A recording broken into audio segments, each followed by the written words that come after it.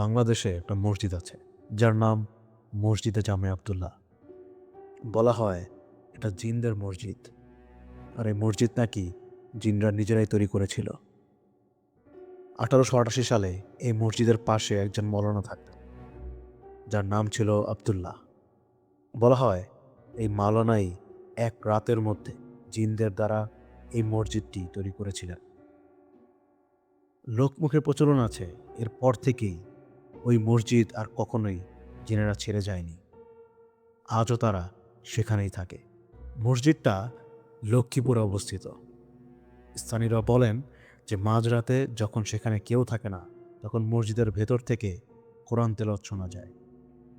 কিন্তু মসজিদের ভেতর কেউই থাকেন না, এমনকি রাতে কোনো ইমাম বা মুয়াজ্জিনও সেখানে থাকেন না। আর যখন কেউ এই মসজিদে যায়, হোক সে একা, তাও নাকি তার কাছে মনে হয় যে তার আশেপাশে কেউ না কেউ তো অবশ্যই আছে। হয়তো এটাই কারণ যে আজ 200 বছর পরেও এই মসজিদটি মানুষদের চাইতে জিনদের মসজিদ হিসেবে বেশি পরিচিত।